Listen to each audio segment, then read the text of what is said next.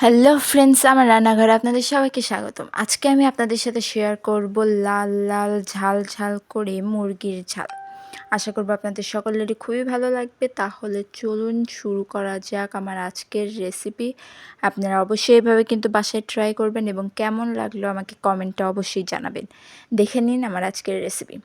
এখানে আমি প্রথমেই কড়াই একটু গরম করে তার মধ্যে তেল দিয়ে নিলাম। এবার তেলের মধ্যে আমি ছোট করে কেটে রাখা আলুগুলোকে ছেড়ে দিচ্ছি।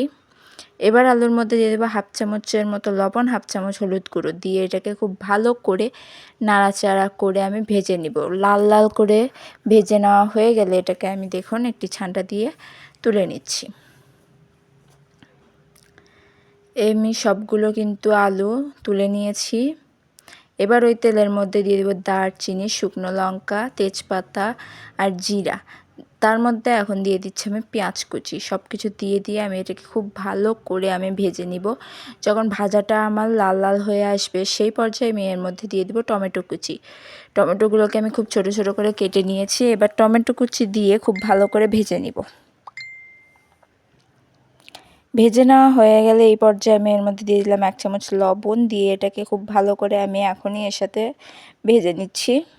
এবার এর মধ্যে দিয়ে দেবো আমি কিছু বাটা মশলা। এখানে আছে শুকনো লঙ্কা বাটা, আদা রসুন বাটা, ধনিয়া গুঁড়ো।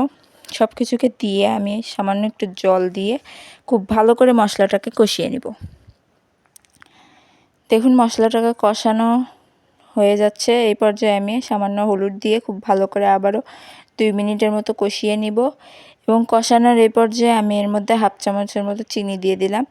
টেস্টটা ব্যালেন্স করার জন্য আমরা বেশিরভাগ রান্নায় চিনিটা ব্যবহার করে থাকি, অবশ্যই এটা আপনারা মাথায় রাখবেন।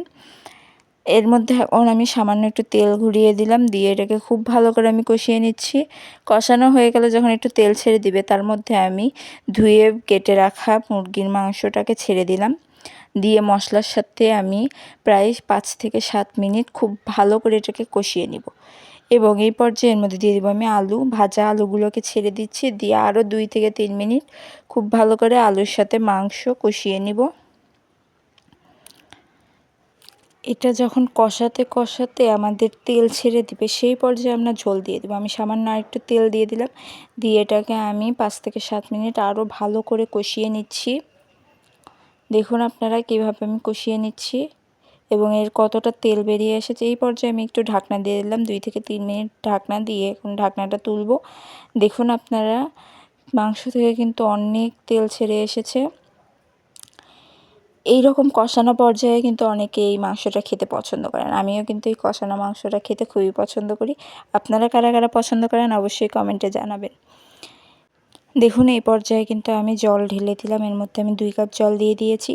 যেহেতু এটা আমি ব্রয়লার মুরগির মাংস রান্না করতেছি না, এটা আমাদের লেয়ার মুরগি, পাকিস্তানি মুরগি, সেহেতু আমি এটাকে একটু জল বেশি করে দিলাম যাতে এটার ঝোলটা আমি একটু বেশি রাখতে পারি। এবং 4 থেকে 5 মিনিট ভালো করে ফুটিয়ে নেওয়ার পর আমি এটাকে নামিয়ে নিলাম। দেখুন কতটা লাল লাল ঝাল ঝাল মুরগির মাংস, দেখে এতটা লোভনীয় লাগতেছে। আশা করব আপনাদের সকলেরই এই রেসিপিটি খুবই ভালো লেগেছে। আপনারা অবশ্যই এটা বাসায় ট্রাই করবেন এবং কেমন লাগলো আমাকে কমেন্টে জানাবেন। ভিডিওটি দেখার জন্য সকলকে ধন্যবাদ।